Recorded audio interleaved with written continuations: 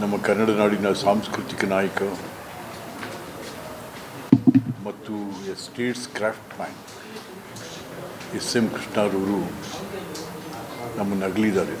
SM. ಕೃಷ್ಣರವ್ರನ್ನ ಕಳಿಸ್ಕೊಡೋದ್ರಲ್ಲಿ ಅವರು ಭಾಳ ಜವಾಬ್ದಾರಿ ತೊಗೊಂಡೇ ಅವರನ್ನು ಕರ್ನಾಟಕ ಸರ್ಕಾರ ಅತ್ಯಂತ ಗೌರವಿತವಾಗಿ ನಡ್ಕೊಂಡಿದೆ. ಹಾಗಾಗಿ ನಾನು ಕರ್ನಾಟಕ ರಾಜ್ಯ ಸರ್ಕಾರಕ್ಕೆ, ಮುಖ್ಯಮಂತ್ರಿ ಸಿದ್ದರಾಮಯ್ಯನವರು, ಉಪಮುಖ್ಯಮಂತ್ರಿ ಡಿ.ಕೆ. ಶಿವಕುಮಾರ್ ಅವರಿಗೆ ಮತ್ತು ಅವರ ಮಂತ್ರಿಮಂಡಲಕ್ಕೆ ನಾನು ಕೃತಜ್ಞತೆಗಳನ್ನು ಸಮರ್ಪಣೆ ಮಾಡೋದಕ್ಕೆ ಇಷ್ಟಪಡ್ತೀನಿ. ದೇಶದ ಪ್ರಧಾನಮಂತ್ರಿ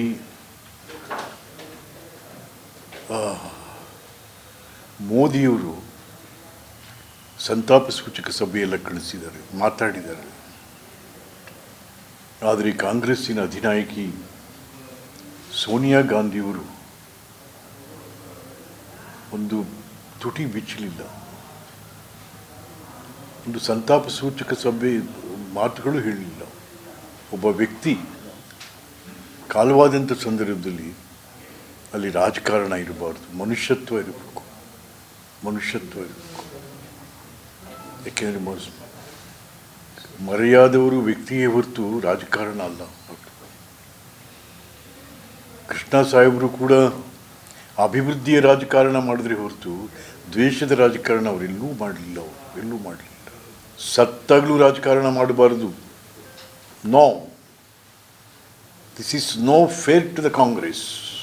ಅದ್ರ ಜೊತೆಗೆ ಸ್ನೇಹಿತರೆ, IT-BT ಇನ್ಫೋಸಿಸ್ ಇದೆ, ಇಲ್ಲಿ ಒಂದು ಕಾಂಡೋಲೆನ್ಸ್ ಬೇಡವೇ?